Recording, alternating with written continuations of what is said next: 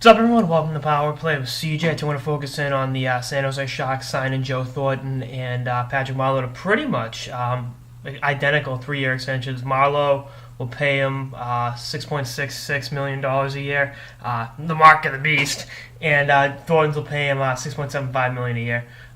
Shaving a little bit off what they made this year. I think Marleau made 7 and Thornton made. I think they both made 7 this year. Marleau made 6.9. I stand corrected, $100,000.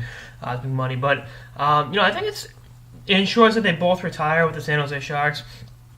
Obviously, Marleau's been a San Jose Shark for his entire career, being a top pick by them in the '96 draft. And then Joe Thornton spent actually more than half his career in San Jose. It's kind of like, as a Bruins fan, looking back on it, going, wow, he's played more games in a Sharks uniform than he has as a Bruins fan. And that trade seems like forever ago. It was, I think, 8.5 years ago? 8 years and 2 months, excuse me.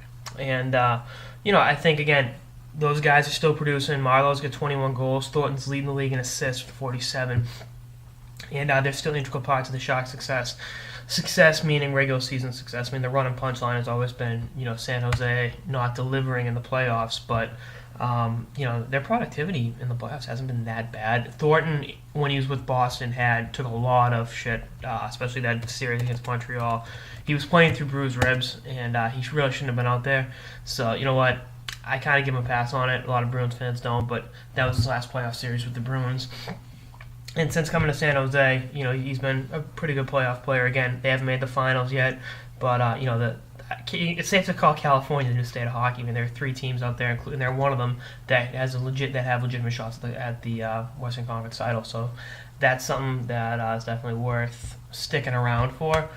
And I think you look at Thornton's productivity over the years, what he's brought to the game. Obviously, a former MVP. Hot trophy winner, all that, and Marleau being a career Shark. It's funny. I think someone tweeted, Marleau needs 23 playoff goals to get in the top 10 all time. Something was like, that's weird. They haven't missed the playoffs since Thornton got to San Jose. Again, you can knock the lack of postseason success, but their regular season players are stellar. And you look at the way they're still producing. Cap's going up. Worth keeping them around a little bit. You can, maybe the figure's a little too high, but they would have gotten that deal market even at 34. They would have been paid, and rightfully so. And I believe a deal will get done with Dan Boyle before July 1st. I don't see him leaving San Jose.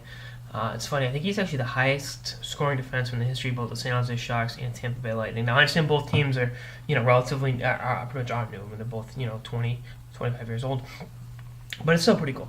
Good for Boyle, and I think a deal will get done with him. Marleau's a Sharks all-time leading scorer. Thornton, I'm assuming, is second. He's got to be first in assists, where he can dish it out. But anyway, that's this episode of the Power Play with CJ on the Sharks re-signing Joe Thornton and Patrick Marleau. Stay tuned for more episodes for the season and beyond. Later, guys.